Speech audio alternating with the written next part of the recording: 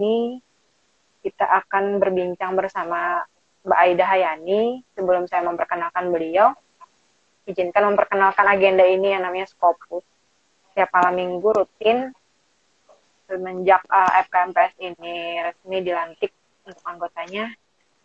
Kemudian malam minggu selalu digunakan untuk malam produktif, yakni Scopusan. Dan malam minggu ini kita berkesempatan untuk berbincang bersama Mbak Aida Hayani, MPD.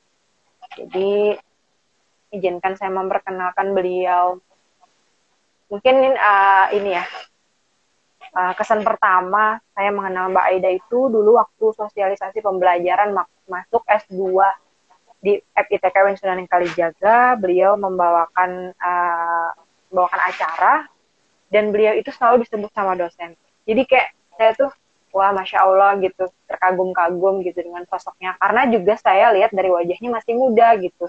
Tapi sudah menyabet gelar kandidat dokter yang lagi berjuang untuk menyelesaikan S3-nya. Kemudian sering berjalannya waktu, juga setiap agenda beliau juga selalu dilibatkan sama dosen-dosen FITK. Ibu dekan kenal banget sama beliau, juga wakil dekan dan lain sebagainya, pasti Mbak Aida disebut gitu.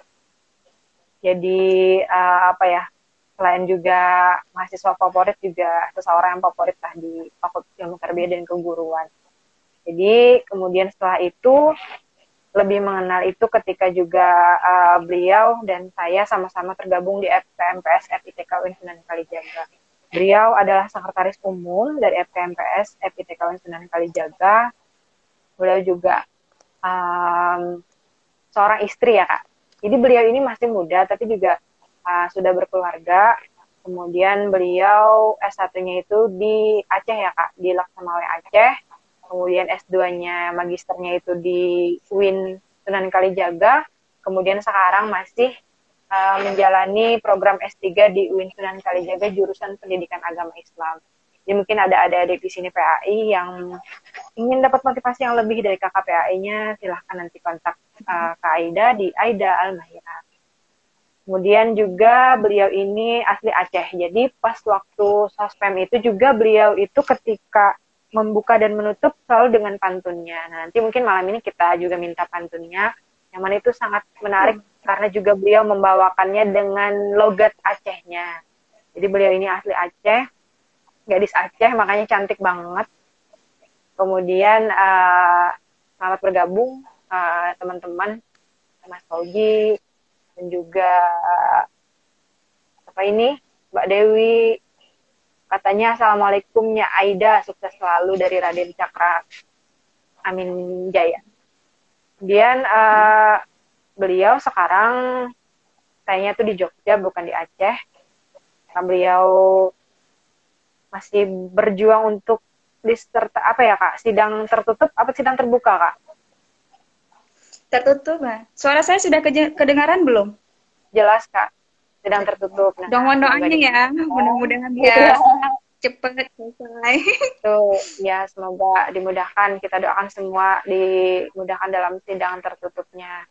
Kemudian beliau juga ya pastilah aktif dalam berbagai kegiatan, tentunya juga aktif di perkuliahan, dan juga sebagai seorang istri, dan juga sebagai seorang anak dari ayah dan ibunya, dan lain sebagainya. Dan sekarang itu di asrama Aceh ya Kak, di asrama mahasiswa Aceh ya Kak, tinggalnya Kak. Lagi di asrama Aceh, tapi insya Allah besok sudah berangkat ke Malang. Makanya kemarin pas ditelepon sama siapa? Sama Mbak Dewi ya kalau nggak Zila ya? salah saya gitu ya. Mbak Zila, Nurazila Sari gitu. Untung malam minggu ya, kalau sempat besok malam, aduh saya absen kayaknya. Masih ada rezeki buat kami mendapatkan motivasi dari kakak. Jadi sekarang lagi di asrama Aceh. Besok ke Malang dalam rangka apa Kak? Apanya? Besok berangkat dalam rangka apa Kak? Iya, lagi ada wawancara dengan Kaprodi UIN Malang terkait tentang Dengan penelitian. berhubungan dengan disertasinya Kak? Iya, berhubungan dengan disertasi. Beliau tadi ya saya sudah sebutkan bahwa jurusan dari PAI juga sedang menempuh pendidikan S3-nya juga PAI. Kemudian apa ya Kak, sebelum kita diskusi mungkin ada pantun dari Kakak atau inspiring quote dari Kak Aida Hayati untuk adik-adiknya di sini atau mungkin lettingannya atau teman-temannya Mbak Aida Hayati. Mungkin bisa Kak satu bait atau berapa bait lah gitu. Iya. Karena saya ini tak pandai berquotes, jadi kayaknya pantun aja ya, karena kebiasaan selalu berpantun kan. Andai Ya. patah saya Praja Wali, bertengkar juga saya nak kemari, bukan nak mencari calon suami, tetapi nak membawa Anda semua menghayati, memahami, serta menyelami akan apa yang saya sampaikan nanti. Udah, Mbak. Semoga kita menyelam sedalam-dalamnya ya apa yang nanti kita sampaikan. Semoga juga itu juga apa ya Kak, apa yang kita sampaikan, apa yang kita diskusikan juga sebagai reminder buat kita untuk biar bisa semangat terus. Karena temanya malam ini lumayan apa ya Kak, itu juga masih tahapan untuk kita mengarah ke sana. Bahwa manusia itu sukses itu karena mau apa tidak gitu ya. Karena kadang ada sifat gugur atau lemah dari diri kita, entah itu godaan dan lain sebagainya, yang membuat kita itu apa ya Kak, lambat atau mungkin terjeda meraih ke arah sukses itu. Mungkin kita langsung tiktokan aja ya Kak, langsung saya tanya, terus nanti Kak Aida jawab. Apa sih sukses itu? Mungkin apa ya Kak, semua orang itu punya suksesnya masing-masing ya Kak. Punya prem bahwa sukses orang itu beda-beda gitu. Tapi di sini kita mau belajar bahwasanya sukses itu adalah sesuatu yang apa yang kita cita-citakan itu dapat kita wujudkan dengan proses berbagai macam itu. Entah nanti suksesnya teman-teman itu apa, nanti juga saya atau Mbak Aida bahkan beda ya, dan lain sebagainya, teman-temannya streaming malam ini juga beda. Tapi bagaimana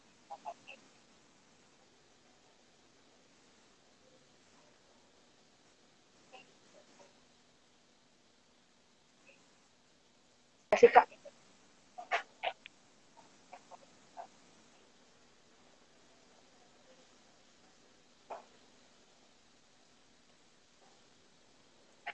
Mohon maaf ya, suara Mbak Fitria itu putus-putus di Kak saya nih. Mungkin sesimpelnya seperti ini. Suksesnya buat Kak Aida itu apa sih Kak, ukuran sukses? Terus arti sukses buat Kak Aida itu apa? Iya, terima kasih Mbak Fitria. Mbak Fitria ini sebenarnya adalah kayak my sister ya, kakak saya nih sebenarnya Mbak Fitria nih. Luar biasa sekali. Kalau menurut saya sukses adalah milik siapapun, siapapun bisa sukses. Mau dia orang kalangan bawah, kalangan atas, semua punya bisa untuk sukses. Cuman mau ataupun tidaknya. Sukses itu adalah mimpi dari setiap orang. Tapi untuk meraih kesuksesan itu, maka kita butuh motivasi yang kuat dan untuk mengatasi tantangan untuk mencapai apa yang sebenarnya yang ingin kita capaikan. Coba perhatikan ya, banyak teman-teman kita itu yang sekolahnya sangat pintar, kemudian kuliahnya so excellent, IPK-nya tertinggi, habis itu menjadi mahasiswa terbaik, tercepat, tapi besarnya tak jadi apa-apa. Banyak kan seperti itu, jadi mahasiswa IPK tertinggi, IPK-nya 4, 3,99. Tapi coba bayangkan, itu kadang-kadang tidak mendapatkan pekerjaan. Sebenarnya apanya yang salah? Itu makanya dikatakan bahwa sukses bukanlah sebuah kebetulan, akan tetapi sebuah formalisasi yang jelas, dan orang-orang sukses itu biasanya memiliki pola yang sama. Yang pertama itu, orang yang sukses itu akan berpikir besar. Orang sukses itu nggak akan pikir yang kecil-kecil. Contoh yang berpikir kecil seperti ini ya. Kebanyakan mahasiswa ketika dia ujian UTS ataupun UAS, dia akan memikirkan untuk mendapatkan nilai yang bagus. Saya harus dapat A, saya nggak boleh dapat nilai B. Tapi orang-orang sukses nggak berpikir seperti itu. Orang-orang yang sukses akan berpikir, saya setelah kuliah ini mau jadi apa dan bagaimana cara mencapai kesuksesan itu. I think this is so complicated, I think. Dan yang kedua, menurut saya pribadi, yang selalu saya tanamkan di dalam diri saya untuk mencapai segala kesuksesan yang sudah saya raih sampai saat ini adalah berpikir fokus. Fokus pada satu hal saja.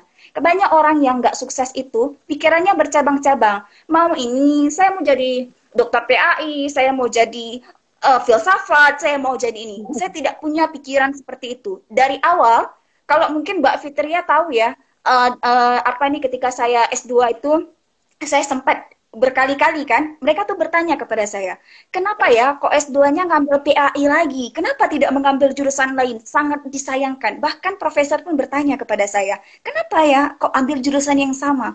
Karena menurut saya harus fokus pada satu bidang. Saya tidak bisa fokus ataupun bisa di bidang-bidang yang lain. Saya menyadari diri saya cuma bisa di bidang PAI.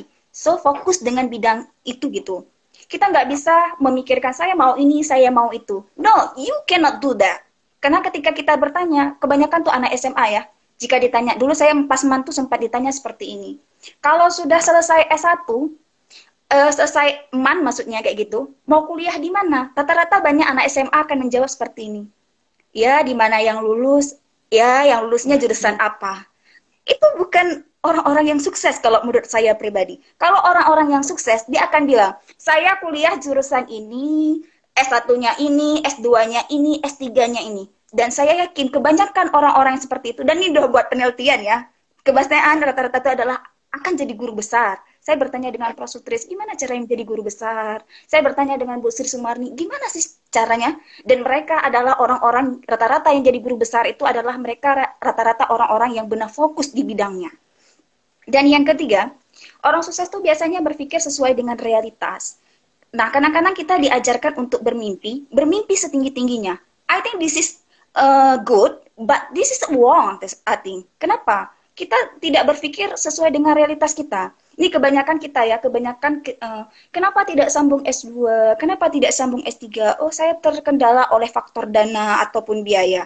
Orang yang sukses tidak akan mengatakan bahwa oh saya nggak ada uang sehingga saya nggak bisa S2, saya nggak ada ini, nggak ada itu. Orang yang sukses akan berpikir caranya bagaimana saya bisa kuliah tanpa mengeluarkan biaya orang tua. Misalnya bisa ikut jurnal, karena begitu banyak jurnal-jurnal yang berbayar. Saya tuh pernah ya berpengalaman berapa kali kayak gitu kan. Kan terkait, maklum ya, mahasiswa tuh rata-rata Mbak Fitria juga tahu tuh kalau mahasiswa. Kalau ini ada Mas Saidul Fauzi ya, Ketua FKMPS, itu tahu sekali tuh dunia mahasiswa. Kadang-kadang kita di akhir bulan udah habis uang dan lain sebagainya.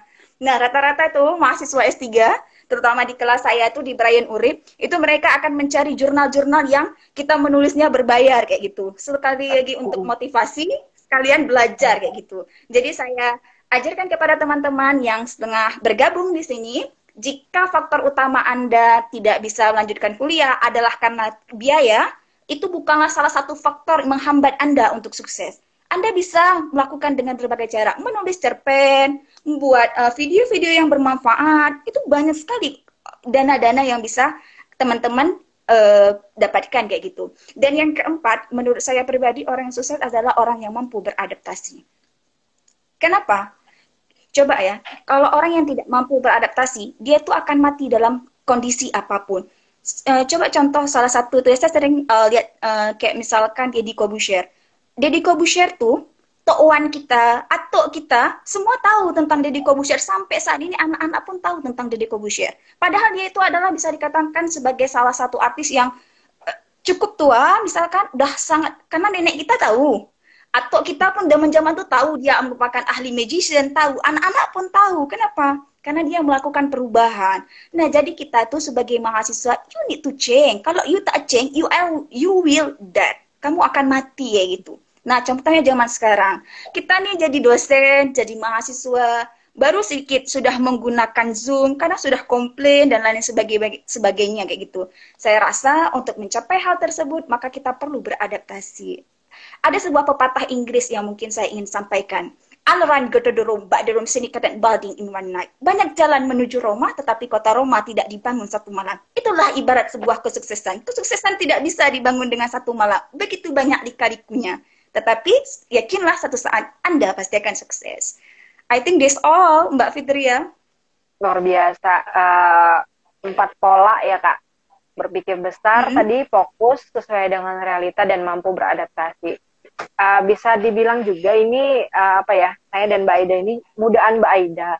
Tapi Mbak Aida itu udah mau dokter gitu. Saya baru melangkah untuk S2, baru dapat motivasi. Tapi syukur-syukur dapat motivasi untuk lanjut S2 lagi. Nah, Mbak Aida ini lebih muda dari saya, lebih muda banget, udah mau dokter gitu. Jadi ada motivasi memang apa yang dikatakan Mbak Aida itu, fokus dia dari awal, dari lulus SMA sampai S3, itu memang benar-benar fokus untuk mengejar studi ya Kak. Dan juga tentunya sama ini Kak, kadang uh, kadang bukan biaya Kak yang jadi masalah, tapi kadang ada dukungan yang kurang dari keluarga, juga dari mungkin partner dan lain sebagainya, itu juga jadi apa ya Kak, kita tuh pengen banget jadi orang sukses tapi nggak didukung gitu Kak. Gimana sih kayak gitu, mungkin yang saya lihat di sini gimana sih sosok Kak Aida itu bisa apa ya, dari SMA kemudian S1 lanjut kemudian langsung S2 langsung S3, itu yang saya lihat itu selalu didukung oleh keluarga, karena juga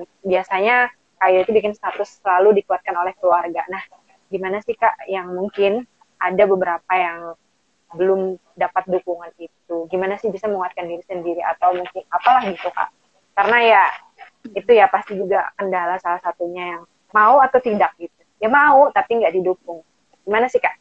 Oh.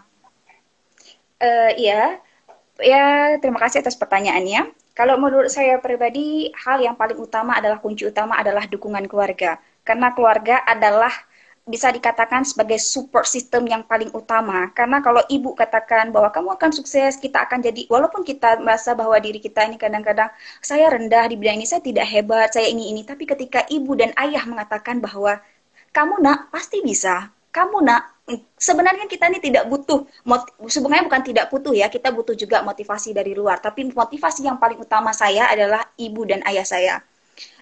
Saya bisa katakan bahwa ibu dan ayah saya adalah orang yang paling spesial di dalam hidup saya. Kenapa?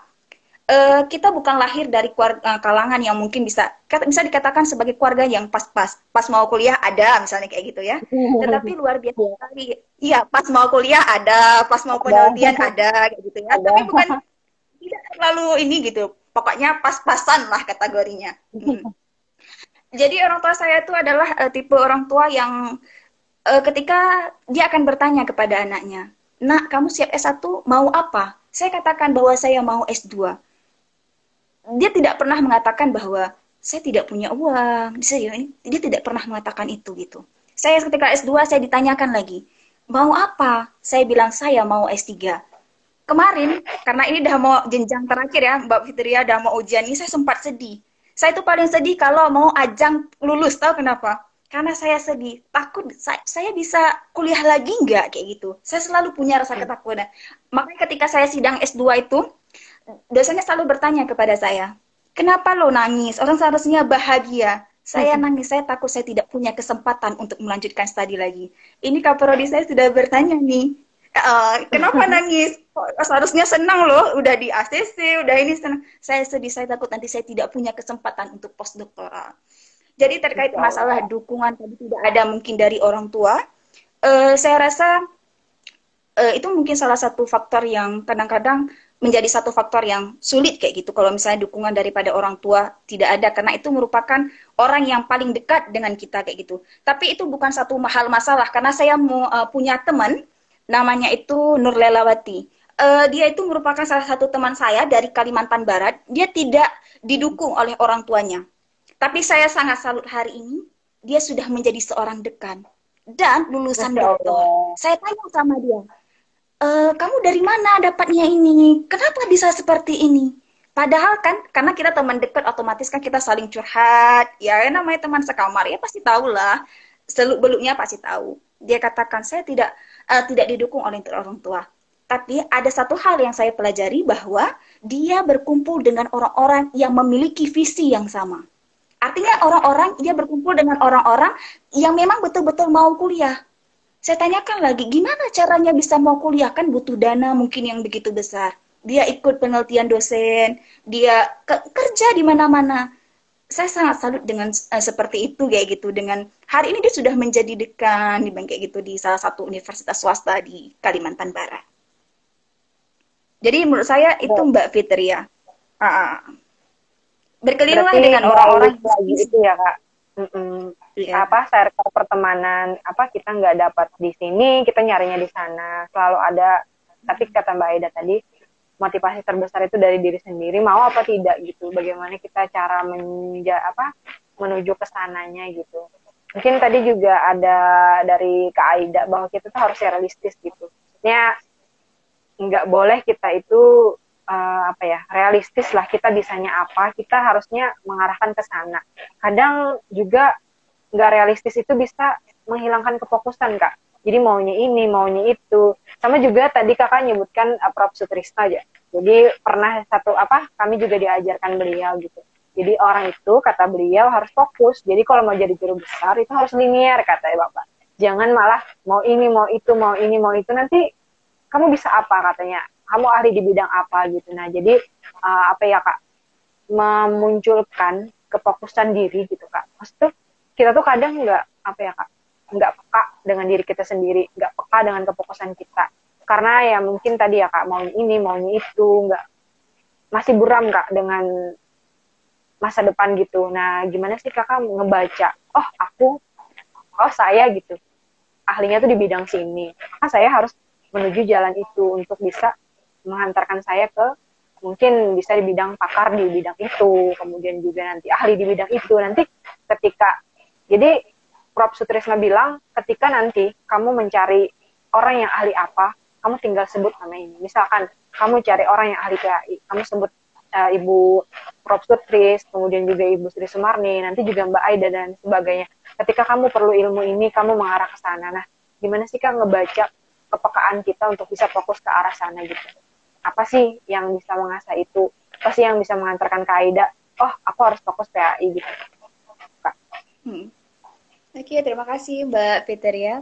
Kalau menurut saya ya, karena kayak mana sih cara fokus, bukan berarti saya langsung fokus ke untuk menemu jati diri kita Iya, sebenarnya, untuk fokusnya di apa gitu ya, jati diri kita ya. banyak prosesnya, Kak. Sebenarnya ya, dulu tuh saya tuh nggak suka, sih cerita ya boleh ya. Saya tuh dulu Iya. sebenarnya nggak suka banget dengan PAI. Bisa dikatakan mata pelajaran PAI itu nilai saya rendah banget. 6 dan 7 coba. Sekolah di madrasah karena memang tidak minat. Karena minat saya adalah di mafia, tahu nggak mafia? Matematika, fisika, dan kimia. Matematika fisika. Di Exact ya, Kak? itu mafia singkatannya. Matematika, fisika, dan kimia. Tapi ada beberapa satu hal yang hal itu merubah hidup saya. Hal itu saya pernah mengalami satu kecelakaan. Kecelakaan itu bisa dikatakan mungkin saya sangat sedikit peluang untuk hidup. Dari kecelakaan itu saya belajar, jika saya dikasih kesempatan untuk hidup, maka saya tidak akan pernah menyia-nyiakan hidup saya. Dari kecelakaan itu juga saya belajar, kayaknya ketika saya mencari ilmu Allah, kayaknya ilmu dunia juga dapat. Habis itu saya nyuntain guru saya, salah satu guru saya di Man 1 Luxmawe, itu namanya Bu Yulidar. Ibu Yulidar itu bilang, kenapa tidak mengambil jurusan PAI saja? Saya sebenarnya dulu tuh nggak mau kuliah loh, S1-nya. Saya itu maunya masuk ke pesantren, salah satu pesantren di Budi Mesra Samalanga. Mungkin kalau ini ada beberapa orang yang dari Aceh bergabung, itu tahu ingin pesantren ke Budi Samalanga. Tapi salah satu guru saya ini mendaftarkan saya di salah satu universitas, yaitu IAIN Luxmawe. Didaftarin, kemudian saya rasa kayak enak aja tuh kuliah ya. Kayaknya kuliah tuh membuka paradigma kita dan buat kita ketagihan kayak gitu. Dari situ, kok saya makin lama makin cinta dengan PAI. Akhirnya sampailah tahap sampai saat ini.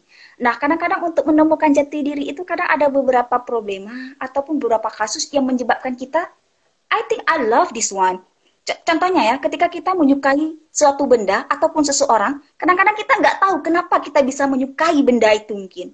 I think seperti itulah. Untuk menjadi jati diri juga sering-sering baca quotes di Google, di internet. Itu saya paling suka ngisi-ngisi kayak gitu. Nanti itu ada beberapa karakter mungkin yang cocok dengan kita. Ya, ini Mbak Fitria mungkin bisa teman-teman yang lain untuk mengetahui jati dirinya, sering-sering membaca soal yang ada di internet, isi quote-quote itu. Ada beberapa program mungkin yang membahas tentang bagaimana sih menemukan jati diri sebenarnya, seperti itu, yaitu Mbak Fitria.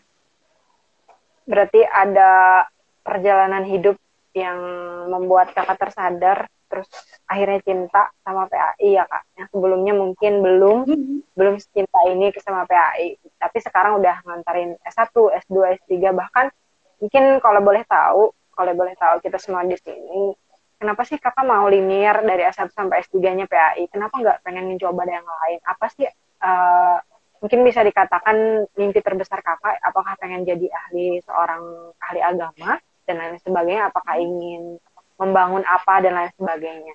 Terus sih Kak pengen Hmm. tahu bisa linear gitu Kak, satu S2 S3-nya. Nah, ya. Oke, terima kasih Mbak Fitria. Alasan kenapa saya mau linear, karena kebetulan saya tuh tinggalnya di kota Luxmawe ya. Di kota Luxmawe itu ada namanya IAIN Luxmawe tempat saya kuliah. Itu tidak ada dosen-dosen yang memang pakar di bidang pendidikan agama Islam. Jadi kita tuh kalau kuliah tuh, kalau menurut saya pribadi ya, saya tuh ingin melihat peluang. Ketika tidak ada, maka saya harus kuliah dengan jurusan kayak itu. Mungkin sudah banyak ada dosen hadis, dosen ini, tapi mereka tidak linear. Saya sempat membaca sebuah website zaman makin ke depan itu akan makin terus berkembang ya.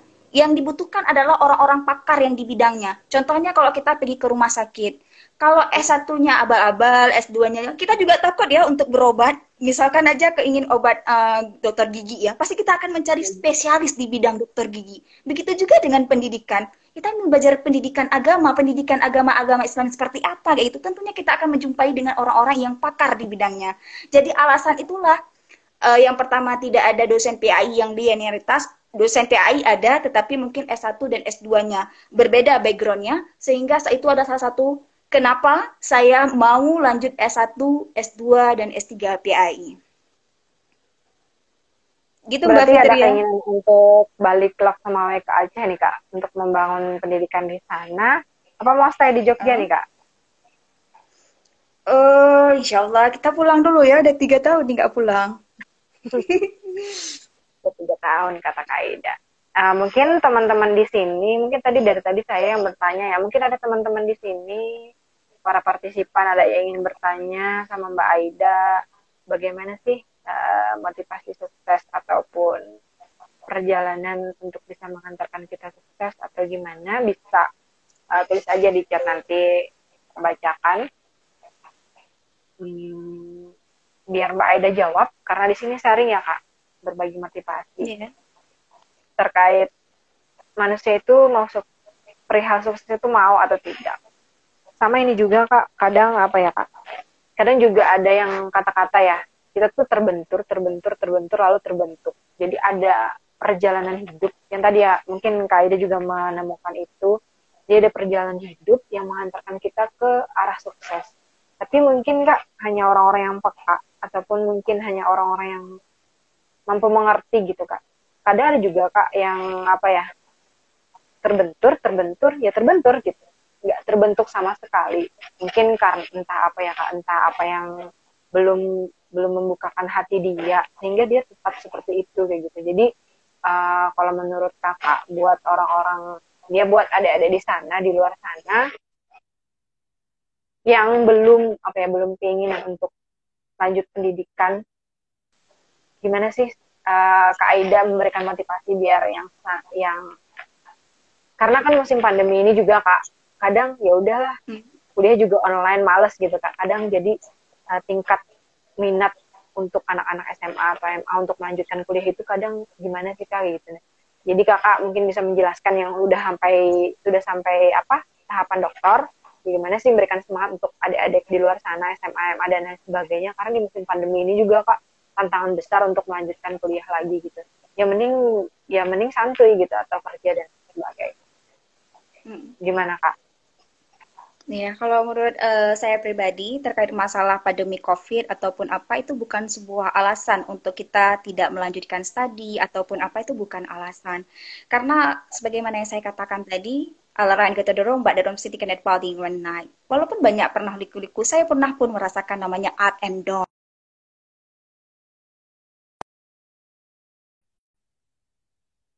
Turun, pasti pernah kita merasakan hal itu. Tapi bagaimana kita mampu untuk bangkit dari masalah-masalah itu. Mungkin ya, ini mungkin ada Mbak Dwi Noviatul Zahra di sini ya. Itu kita Iya pernah ada tadi salah Kak. satu tuh Mas Andrianto, Mas Arham, itu kan kita lagi masalah dilema dengan disertasi ya. Mungkin tahu lah Mbak Fitria, Mas Fauzi juga pasti sangat tahu sekali kita lagi dilema dengan disertasi, kita ada apa itu turnitin berkali-kali, bahkan ujian kadang-kadang kita mungkin sebagian orang mengetahui kita oh saya ketika kita post ataupun apa, mereka cuma tahu satu titik bahwa I'm a sukses, kita sukses, tapi mereka tidak melihat ribuan kali, bahkan ratusan kali. Saya ingin katakan ya, mungkin hanya ada mahasiswa S3 di sini, yang mungkin mereka sering, apa ini gitu, mereka itu malah bilang kayak gini, enak kali ya Mbak Aida tuh, mungkin cuma 3 kali bimbingan langsung ACC. Di belakang itu mereka tidak melihat berapa kali saya pingsan, berapa kali saya menangis, berapa kali saya harus, bahwa saya sepertinya harus berhenti sampai di sini. Akhirnya, itu adalah saya katakan jujur ya, ini cuma live di IG saya katakan jujur, saya bimbingan 145 kali bimbingan baru di ACC. Makanya orang mungkin cuma lihat sekilas saja, ya Allah enak banget ya 3 kali bimbingan. Di belakang itu mereka tidak melihat bagaimana sekeras apa kita mencoba untuk bisa sampai ke tahap sampai sini yaitu. Apa sih Kak motivasi terbesar yang menguatkan Kakak bisa up setelah down, terus bangkit lagi dan semangat lagi gitu Kak? Ketika saya up and down, ada ini ya, saya selalu melaporkan segala masalah saya dengan sholat duha. Saya laporkan masalah saya dengan sholat dengan tahajud. Saya laporkan masalah saya dengan puasa Senin Kamis. Kadang kita hidup ini nggak selalu harus gimana ya, nggak muluk-muluk ya, karena kita hidup ini kan ya semuanya tuh sebenarnya untuk tujuan akhirat kan. Tapi cobalah ketika up and down, saya pernah mengalami namanya satu yang sangat, ya mungkin saya tidak bisa ceritakan di live IG ini gitu. Itu pernah saya sampai tidak tahu arah, saya kehilangan banyak hal. Saya dekatkan diri saya dengan sholat tahajud, sampai saya meneteskan air mata. Kayaknya sepertinya saya nggak sanggup lagi kayak gitulah untuk hidup ya, namanya maklum ya, kalau orang lagi ada masalah kayaknya ibaratnya dunia ini sudah berakhir kayak gitu. Ketika bertemu dengan sholat malam, itu saya begitu banyak Allah berikan kejutan-kejutan istimewa.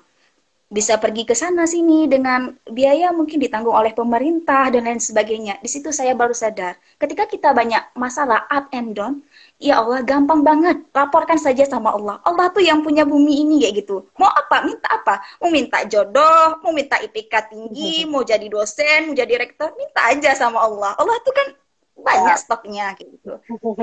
Jadi saya rasa kalau Anda dari teman-teman ataupun adik-adik yang ada di live IG ini lagi merasa up and down ataupun mungkin lagi putus dengan pacarnya ataupun apa, don't be sad ya. Allah tuh maha ini gitu, maha bijaksana, maha kaya, minta aja sama Allah.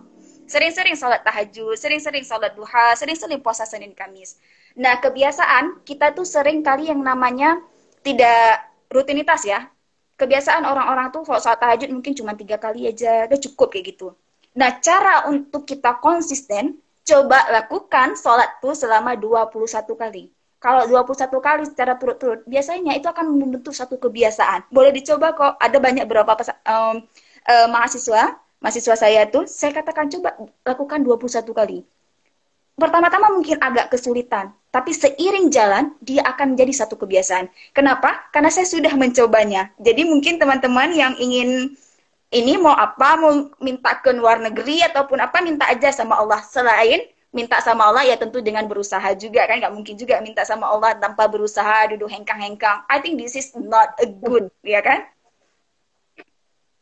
Berarti apa ya, Allah tuh maha kaya ya Kak. Kakak udah ngebuktiin bahwa menuju sukses itu dengan mendekatkan diri selalu kepada Allah, meminta. Tapi bukan hanya meminta ya Kak, tapi juga ada usaha. Sama kayak halnya dengan tema ini, bahwa sukses itu tidak hanya mau, tapi juga ada usaha. Ya, ada pertanyaan dari Mbak Jila Kak. Menurut pandangan Kak Aida itu gimana sih menyibukkan diri dengan berbagai bidang? Yang kelihatannya tidak fokus pada satu bidang, tapi dengan niat mau mencari jati diri. Jadi Kak, mencoba ini. Biar apa ya, biar kita tahu kita itu sebagai bisa dikatakan kita tuh nanti ketemunya di mana gitu jati dirinya. Gimana itu Kak? Terima kasih, saya nyapa dulu ya Mbak Nureza Sali. Nureza Sali ini kalau nggak salah tuh yang moderator kemarin ya, moderator kece yang pernah kita berganding berdua kalau nggak saya. Selamat Mbak Nureza Sali. Terima kasih atas pertanyaannya. Terkait tentang kadang-kadang kita menyibukkan diri dengan berbagai bidang. Sebagaimana saya katakan, untuk menjadi orang yang sukses itu kita memang harus fokus di dalam satu bidang. Tapi tak salah kalau kita bermimpi. Saya tuh juga punya role mimpi.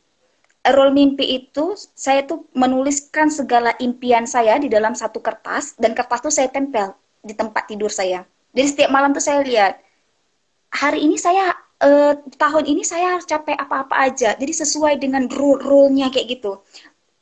Saya tidak ini ya, tidak saya tidak kayak mana bisa dikatakan ya? Saya nggak pikir orang mau pikir apa. Gila, terserah. Tapi satu saat nanti kamu akan lihat bahwa saya mampu mencapainya. Kayak gitu. Jadi ada beberapa rute-rute yang ini. Nah, terkait tentang berbagai bidang, karena kelihatan tidak fokus pada satu bidang, mungkin untuk menjadi jati diri. Untuk menjadi jati diri itu kita mungkin ada masanya. Untuk S2 dan S3 mungkin sudah bukan lagi untuk menjadi jati diri ya. Karena kan S2 dan S3 itu lulusannya kan ada 3 tuh ya. Jadi dosen, peneliti, dan jadi konsultan. Artinya kalau Anda mencari jati diri di tengah-tengah S2 dan S3, itu sangat disayangkan sekali. Seharusnya memang sudah mantap. Dari S2 itu memang udah, nanti kan Anda akan jadi dosen, jadi ini kalau masih cumpang-camping ya sangat disayangkan nanti loh mahasiswanya, ya kan? Jadi untuk Mbak Nurizasari, untuk menjadi jati diri itu yang kalau menurut saya pribadi di zaman SMA ataupun MAN ataupun S1 ya mungkin bisa lah untuk mencari jati diri.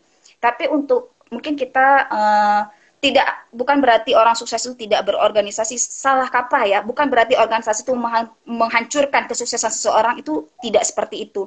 Banyak orang-orang yang sukses, ada orang-orang yang berorganisasi kayak gitu.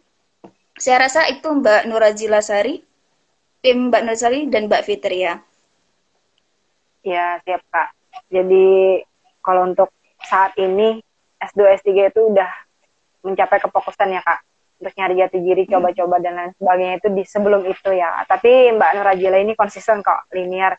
S1-nya PAUD, S2-nya juga PAUD Kak. Mungkin juga ada proyeksi ke guru besar di bidang PAUD. Ini pertanyaan lagi Kak dari Mawadah Ulia. Mau tanya dong Kak, keyakinan kita di awal untuk berniat menjadi dosen itu kadang dipatahkan dengan kenyataan sebagian besar kampus menerima dosen dari rekomendasi orang dalam. Nah gimana nih Kak, dalam tanda kutip ada orang dalam gitu. Gimana Kak? Mawadah Ulia ya. Ini I kenal banget nih Mawadah Ulia. This is my best friend. Hi Mawadah Ulia. I hope you successfully and I hope you sehat-sehat ya.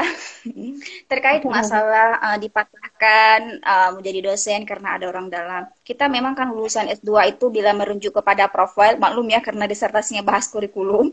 Jadi harus ini ya, harus detail. Terkait tentang profil S2 itu kan tentunya akan menjadi dosen, peneliti, dan konsultan.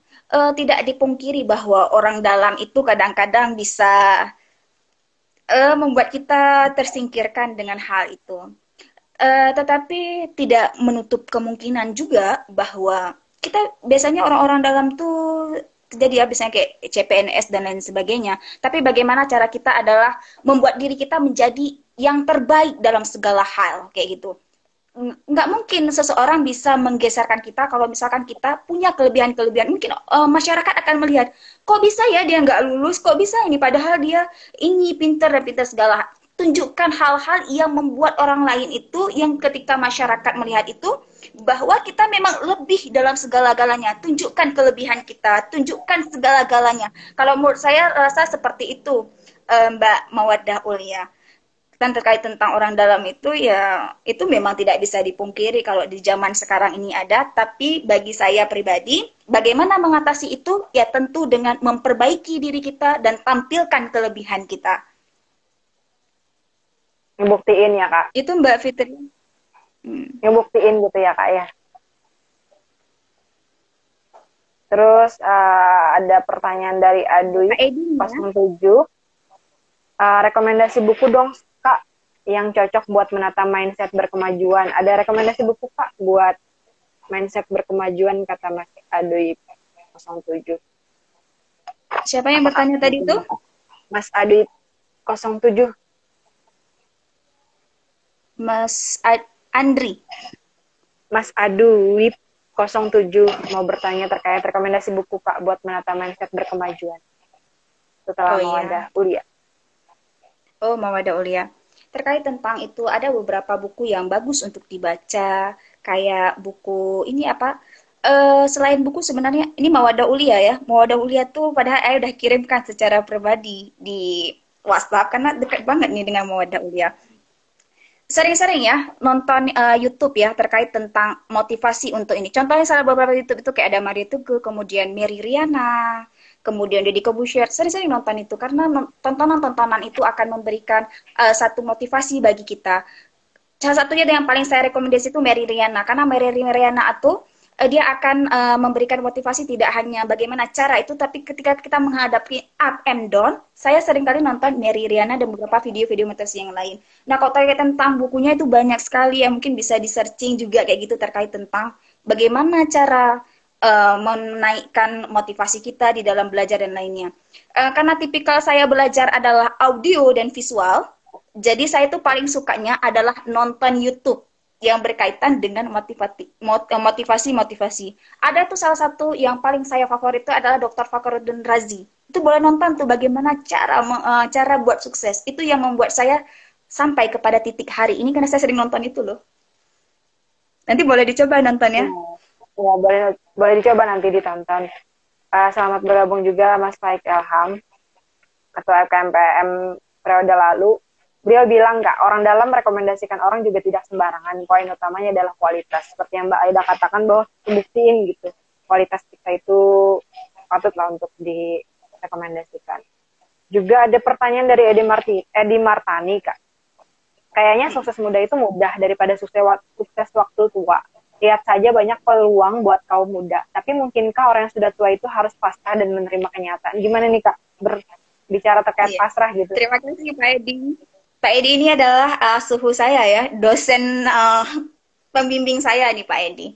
Terima kasih Pak Edi atas pertanyaannya, semoga sehat selalu.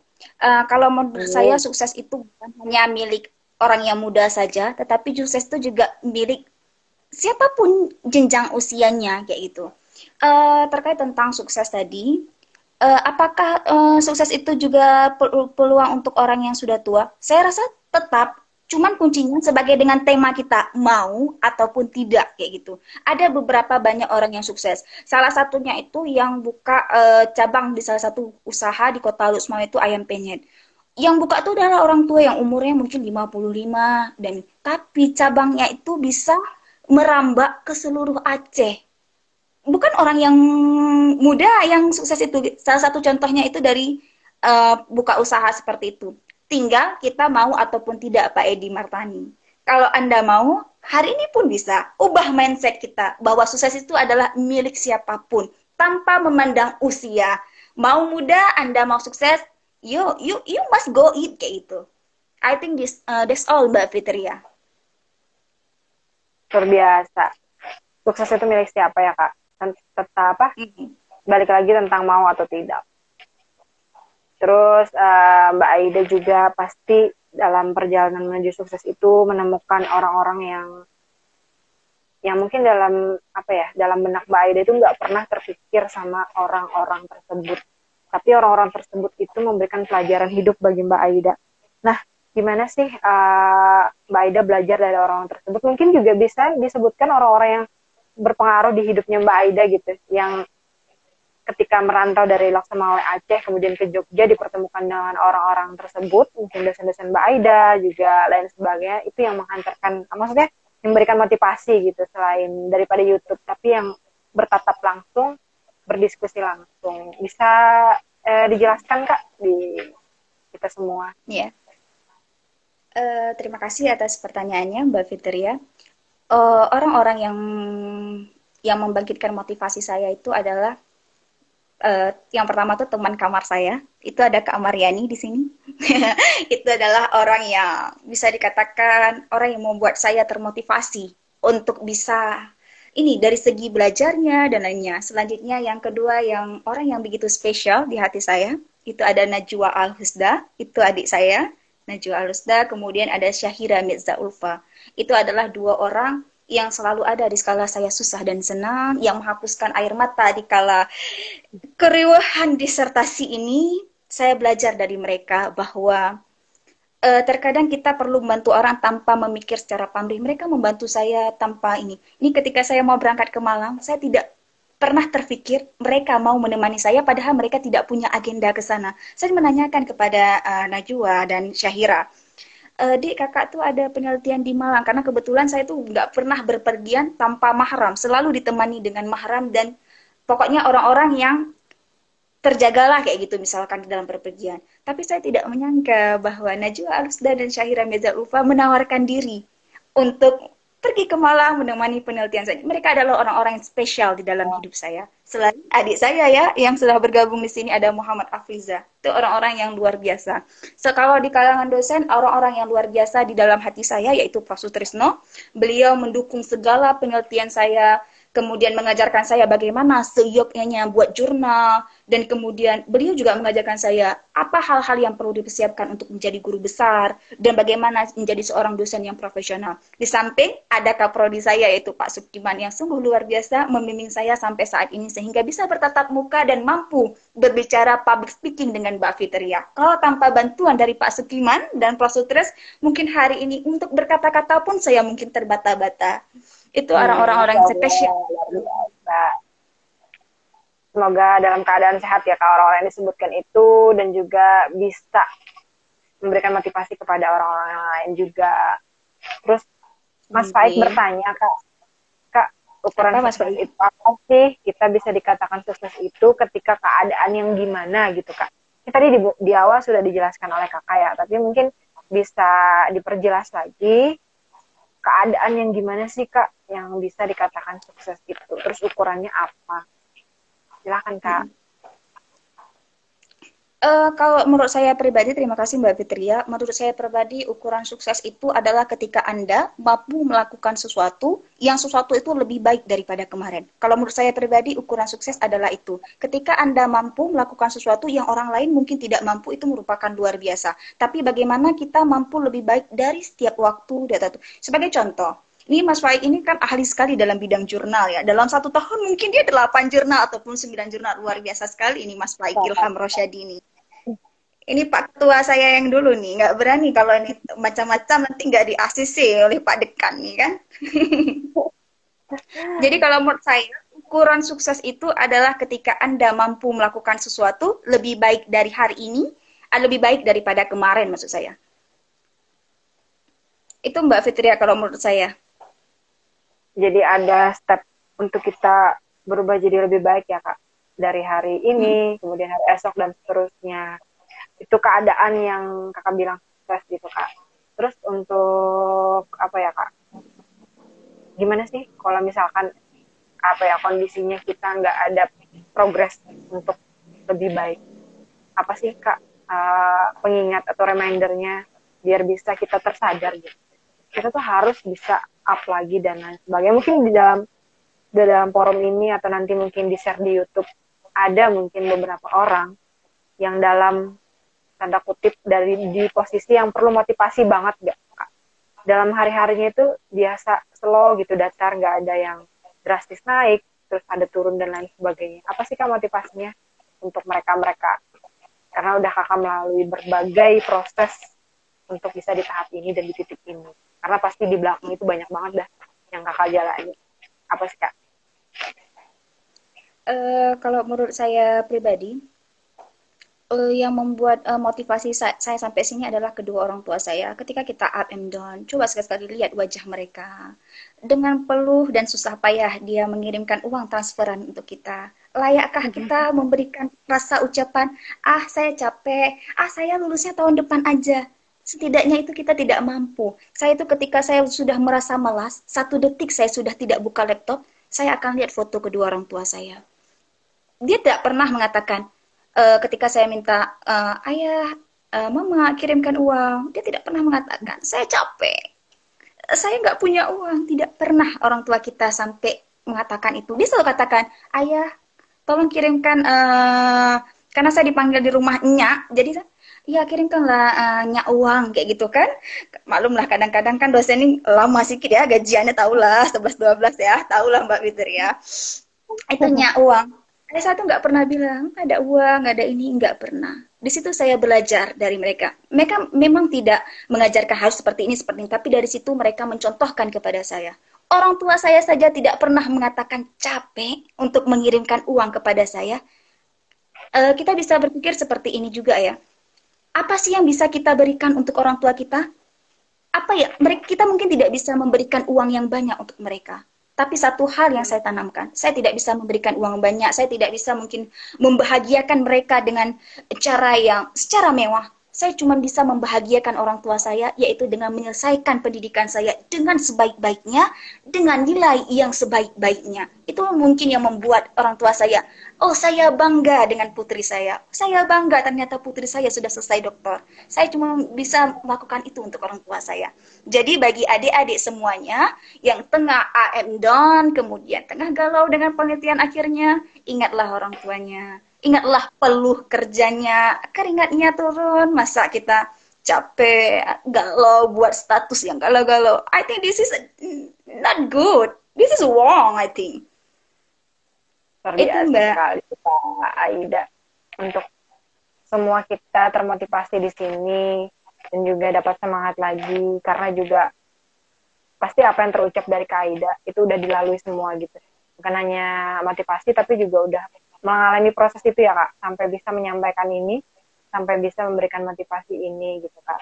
Mungkin juga apa ya, belajar dari orang-orang yang sukses, mungkin yang udah sukses udah lama dan lain sebagainya, itu pasti punya rutinitas atau schedule atau kebiasaan yang terpola di dalam hidupnya sehingga menghantarkan dia udah enjoy gitu, karena masih mungkin ada yang masih berat dalam baca buku, dalam menulis jurnal dan lain sebagainya. Kaida bagaimana sih membangun itu dan apa yang Kaida bangun? Apakah nulis jurnal ataukah ada waktu-waktu tertentu ataukah memang Kaida ada punya sistem reward atau gimana sih gitu biar apa ya, nyemangatin diri, karena kan ada juga Kak, oh nanti saya kasih reward buat diri saya sendiri kalau saya bisa berhasil menulis dan lain sebagainya. Nah kalau Kaida gimana? Iya. Terima kasih Mbak Fitria. Terkait masalah jurnal, saya dulu sedikit cerita, saya tuh ingat sekali ketika itu waktu S1 di IAIN Lusmawe, saya selesaikan skripsi di semester 5 dan itu baru bisa sidang di semester 6, baru bisa sidang tuh di semester 6 dan ada mata kuliah KPM di semester 8, sedangkan mata kuliah itu sudah selesai di semester bawahnya. Lalu saya dibilang sama Pak Kaprodinya, saya bertanya kepada orang yang memang di bidang kampus itu, maklum ya, Mbak Fitriani, saya ini sangat cerewet sekali ya. Kalau dalam bidang pendidikan saya sangat cerewet sekali. Tapi nggak apa-apa ya, cerewet-cerewet itu kan penting juga kadang-kadang. Saya bertanya kepada wakil rektornya, dan kebetulan wakil rektornya itu dulu adalah Pak Dr. Bastiar. Mungkin bergabung juga di sini kayak gitu. Saya bertanya, Pak, bagaimana sih sebenarnya ini masa saya harus menunggu semester 8? Dia katakan kepada saya, kalau kamu mau lulus cepat, ada salah satu cara caranya. Caranya apa? Ada satu event yang diadakan oleh IAIN Pontianak, Kalimantan Barat. Itu event namanya KPM Internasional. Saya langsung bilang, saya mau ikut Pak. Bisa nggak bisa, saya mau ikut. Saya cuma dikasih waktu 3 hari. Saya dibilang kalau mau ikut itu wajib mempersiapkan bahasa Inggris, wajib mempersiapkan bahasa Arab, dan wajib mempersiapkan jurnal. Itu bahasa Arab sama bahasa Inggris, Masya Allah, bentuknya pun saya tidak tahu seperti apa. Itu jujur saya katakan.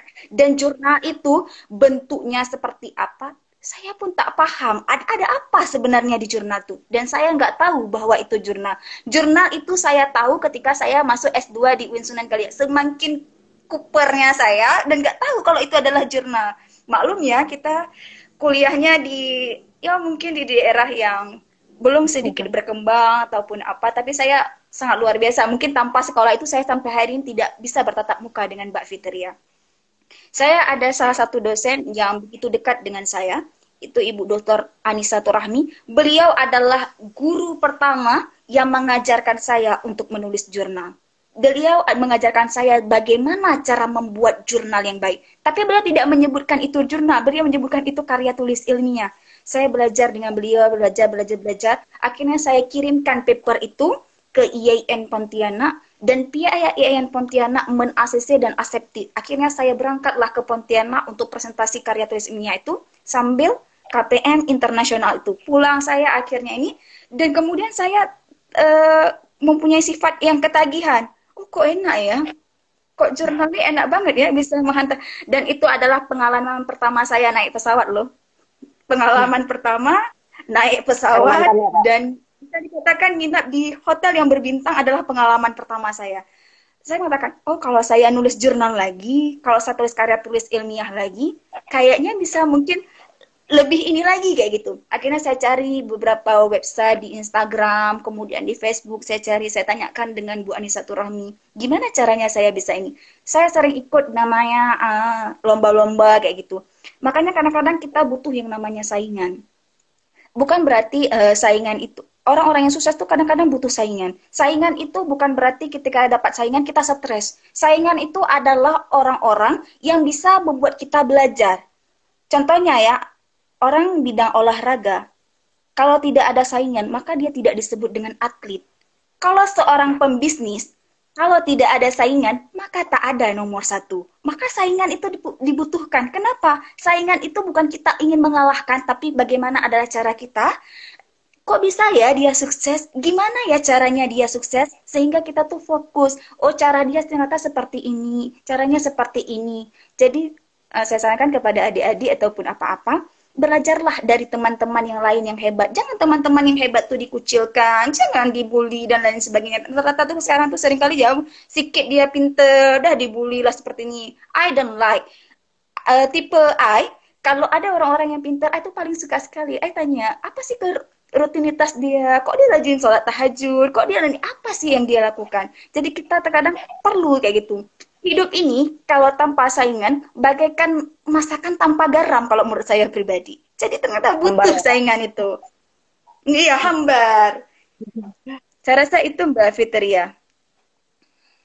Siap, luar biasa sekali. Nanti teman-teman yang baru bergabung dan lain sebagainya bisa nanti streaming di YouTube ya Kak. Jadi nanti izin share YouTube terkait diskusi malam ini. Siap.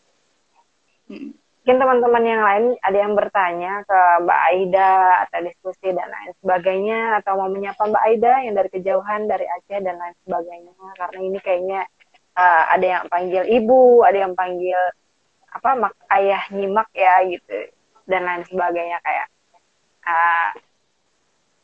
fansnya Mbak Aida banyak. Oh iya, thank you. Saya sapa dulu ya, ada Bu Desi Ponisari, kemudian ada Mama dan Ayah saya yang tengah menonton. Assalamualaikum Mama Ayah. Habis itu ada Mbak Failan Rezika ya, ini baru pulang dia dari Yain Pontianak nih, mahasiswa terbaik nih, Mbak Indri ya, Indriska. Mungkin kesibukan Kak Aida selain berjuang untuk disertasinya, apa Kak yang membuat hidup ini terasa berarti banget, produktif banget gitu Kak? Selain rutinitas hari-hari ya Kak, apa Kak? Ada misi atau apa gitu Kak? Bangun apa gitu, gimana? Proyeksi ke depan Kak? Impian saya ke depan untuk saat ini lagi menyiapkan untuk acara seleksi ke Gontor, Nuda Gontor, bagaimana PKU ulama perempuan. Mudah-mudahan ya bisa bergabung di Unida Gontor, lagi mempersiapkan hal itu, selamping menyiapkan disertasi. Doakan ya disertasi ini. Ya itu mungkin selain ngisi-ngisi acara, ngajar dan lain sebagainya kayak gitu. Ya, pokoknya yang berhubungan dunia akademik, karena I love so much akademik. Kalau nggak sehari nggak ke dunia akademik tuh rasanya ya Allah sakit ya badan nih. Saya tuh paling suka kali ya, kalau misalnya stres ataupun apa, jangan ajak saya jalan-jalan ke mana-mana. Cukup ajak saya ke kampus aja sudah luar biasa sekali, senang sekali. Makanya saya sering mengajak ini Mbak Dwi Novitul Zara, yuk kita main ke kampus. Lihat kampus saja kadang-kadang udah bahagia sekali. Makanya saya sangat stres ketika COVID ya. Ketika COVID itu kan tidak bertemu dengan teman, hanya bertemu dengan Zoom meeting. Saya tuh sempat sakit loh gara-gara COVID tuh. Bukan karena sakit karena COVID, karena memang suka sekali dengan itu, dengan dunia akademik. Bahkan saya tuh punya ini loh, kalau nggak ngomong sehari itu di forum, itu nggak enak badan. Coba. Aneh ya? luar biasa itu Kak, di luar kebiasaan orang. Orang malah mikir gitu buat ngomong ini Mbak nggak ngomong di forum sakit badan gitu. Terus juga ini Kak, apa dalam hal menjaga, tentu ya Kak, setiap apa yang Kakak lakukan itu kan otomatis kondisi Kakak itu harus sehat. Gimana sih menjaga kondisi Kakak? Apakah dengan begadang ataukah dengan hal-hal yang sebagainya, treatment dan lain sebagainya? Tentu tadi karena di tengah kesibukan Kakak, di tengah apa yang Kakak sampaikan, perjuangan dan lain sebagainya, tentu kondisi badan Kakak itu harus sehat ya. Gimana sih menjaga pola hidup, pola sehat Kak? Karena itu juga perlu di tengah kondisi yang sekarang apalagi dan lain sebagainya. Kalau menurut saya pribadi, terima kasih Mbak Fitria. Kalau menurut saya, gimana cara hidup sehat ya? Saya tuh suka kali puasa Senin Kamis, sampai ketagihan untuk puasa Senin Kamis. Jadi cara untuk saya sehat itu saya sering puasa Senin Kamis. Dari Senin Kamis itu ada catatan teman saya dari S3. Saya perhatikan dia. Saya perhatikan kenapa dia. Sebenarnya beliau adalah orang yang mengajarkan saya untuk saya puasa Senin Kamis. Orangnya ada di sini gitu. Ya. Ya Allah. Saya bertanya sama dia, kok dia super aktif sekali dengan dia tidak pernah rasa capek, haus dan lain sebagainya dengan rutinitas dia menjadi dosen, terbang ke sana ke Jakarta, ke daerah-daerah lain. Saya tanya, kenapa lah kok bisa semangat sekali kemudian dunianya sukses, akhiratnya pun sukses. Dia bilang, sukses cara saya sehat adalah dengan saya berpuasa Senin Kamis secara rutin. Dan dia melakukan puasa itu dari S2 sampai dengan S3 sampai sekarang. Saya terkadang-kadang malu. Kenapa saya terlambat untuk melakukan hal itu? Tapi ya nggak salah kan kita untuk mencoba lebih baik kayak gitu. Jadi saran saya untuk hidup sehat itu ya sering-sering lah puasa Senin Kamis. Atau puasa Daud sehari ini puasa, besok enggak kayak gitu. Dan makanlah makanan yang sehat, janganlah banyak kali makan micin-micin ya, kayak somai, bakso, burger. Saya tuh nggak suka makan makanan. Makanan saya itu simple, Mbak Fitria. Saya tuh paling suka makanan lele, nila, simple banget. Saya tuh nggak suka yang aneh-aneh. Jadi ketika teman-teman saya tuh diajak makan pizza, KFC, this is not my style. Saya nggak suka makanan-makanan seperti itu. Saya tuh suka yang makanan-makanan kampung. Maklum ya, orang kampung tuh nggak bisa hidup ke kota-kota. Simple banget makanan saya. Jadi makanan saya sangat simpel sekali, tidak ada yang aneh-aneh, sangat simpel. Mungkin Mbak Duwina Fetuzara mengetahui sekali apa saja makanan-makanan saya kayak gitu. Jadi makanannya itu nggak makan tuh yang cilok-cilok tuh, somai-somai agak kurang ya. Jadi agak kurang, micin-micin kayak gitu agak kurang. Makannya sehat-sehat aja, minumnya air putih. Paling-paling ya kalau sesekali itu es jeruk hangat, ya kan? Aneh ya, es jeruk hangat. Campur-campur. Jadi rutin puasa Senin Kamis, juga sholat duha sama sholat tahajud. Sehingga suksesnya bukan hanya dunia ya Kak, tapi juga mengantarkan kita ke akhirat. Itu sesuatu akhirat gitu. Terus sama ini Kak, mungkin karena ini udah hampir sejam lebih ya. Mungkin pertanyaan terakhir saya gini Kak. Kita ya Kak, saya, Kak Aida atau siapapun itu pasti punya rencana ya. Tapi dikatakan bahwa perencana ataupun endingnya terakhir itu ya Allah gitu. Pernah nggak sih Kak kita berencana gitu, tapi ternyata qadarullah pasti ada ya Kak, pasti ada nggak diwujudin atau gimana gitu. Gimana sih cara Kakak menyikapi itu gitu, biar nggak ada kata kecewa untuk mimpi yang belum terwujud atau cita-cita yang belum terwujud itu, karena udah rencana banget Kak, tapi ujung-ujungnya belum ditakdirin gitu. Itu Kak. Terima kasih Mbak Fitri ya. Saya pernah mengalami itu.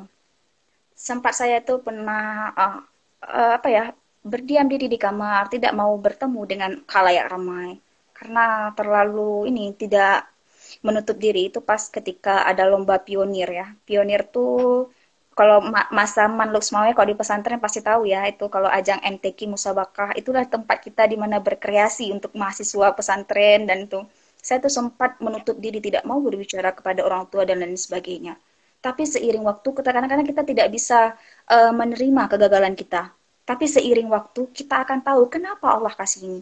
Dan saya sempat meneteskan air mata. Oh ternyata Allah kasih ini karena Allah ingin memberikan saya S2 yang indah di UIN Sunan Kalijaga, Yogyakarta. bisa S3 di UIN Sunan Kalijaga Yogyakarta dan bisa bertemu dengan Mbak Fitria dan teman-teman yang lainnya. Mungkin tanpa kegagalan yang kemarin, hari ini saya tidak bisa stay di sini, tidak mungkin bisa melanjutkan S3 di sini. Tapi karena kejadian yang kemarin, Allah menghantarkan saya untuk dapat bertemu dengan Mbak Fitria dan teman-teman yang lain. Mungkin Berarti dari awalnya akan pengalaman terasa hidup. sulit, tapi seiring waktu, insya Allah akan bisa. Dan satu saat nanti kita akan menyadari, oh ini ternyata rancangan Allah. Rancangan Allah itu adalah the plan is the best, I think. Berarti segala sesuatunya itu pasti terbaik ya Kak. Tapi kadang Hmm. ada momen kita untuk jeda, untuk entah itu mendiamkan diri, kemudian kecewa dan lain sebagainya. Tapi balik lagi ya Kak, kita harus balik lagi bahwa itu terbaik gitu Kak. Mungkin closing statement dari Kak Aida ya, untuk teman-teman semua, untuk kita semua di sini, untuk yang pendengar semua gitu Kak.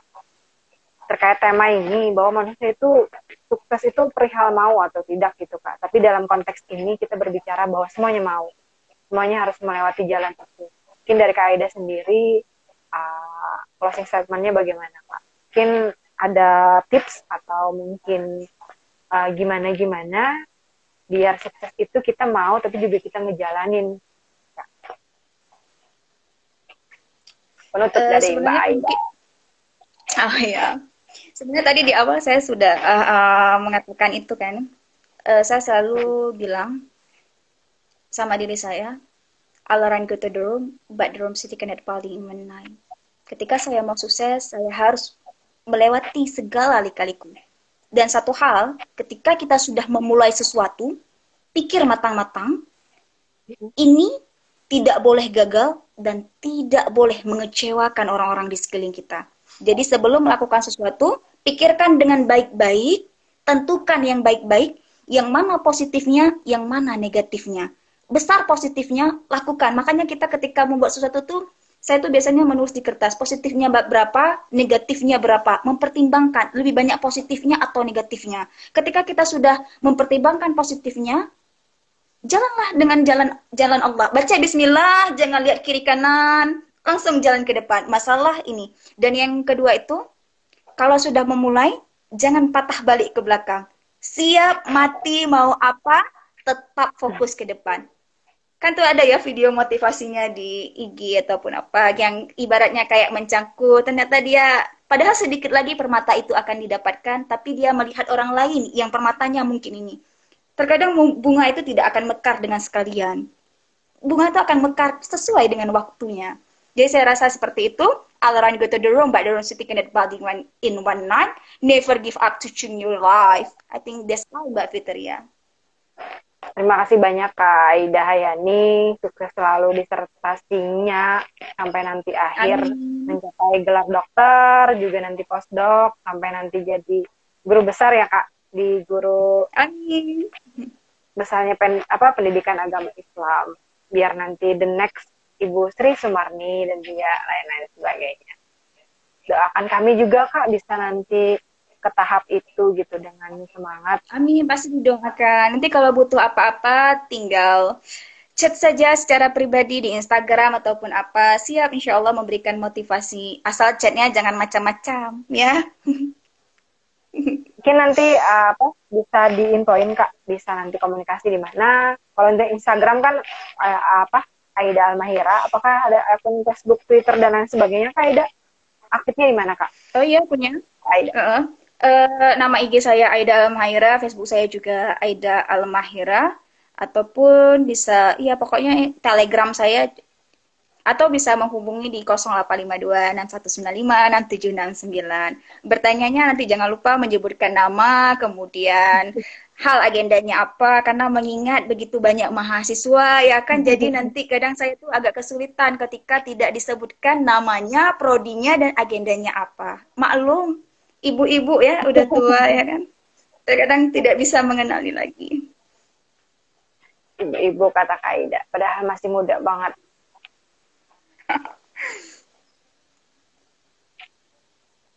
Saya rasa itu Mbak Fitri. Ya, untuk teman-teman semua di sini, nanti jika ada yang ditanyakan, nanti bisa kontak Mbak Aida ya Mbak Aida. Tapi jangan tengah malam ya Kak, ingat waktu dan lain sebagainya juga. uh, ingat momen gitu. Mungkin sekian Kak dari malam minggu produktif ini. Semoga dari namanya itu bisa memberikan keproduktifan untuk kita semua. Apa yang kita dapatkan malam ini bukan hanya singgah sesaat, tapi juga melekat. Apa yang Kak Aida sampaikan itu memang tulus dari hati, biar bisa sampai ke hati kita juga semua.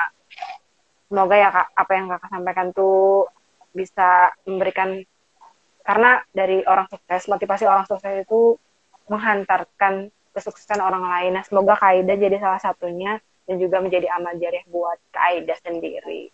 Tentunya dari kata-kata Kak Aida malam ini, ada orang yang berubah hidupnya. Kemudian juga ada yang bisa semangat lagi gitu Kak. Dan itu bisa menjadi amal jariah buat Kakak dan keluarga. Terima kasih Kak Aida dan teman-teman semua di sini. Ya, salah hilap mohon maafnya. Mari kita undur diri Kak. Jangan lupa nanti bergabung di malam minggu selanjutnya. Di malam minggu bersama FKMPS. Kita skopusan bareng di akun Instagram FKMPS FITKUN Sunan Kalijaga.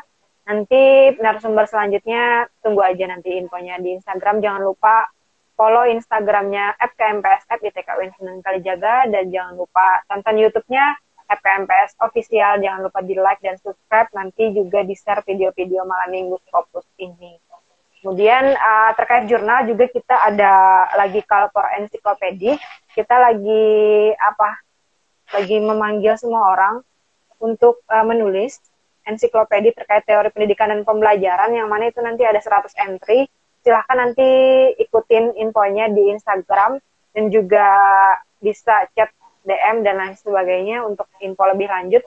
Diharapkan teman-teman sini semua bisa bergabung, khususnya mahasiswa FITKUN Sunan Kalijaga, Yogyakarta.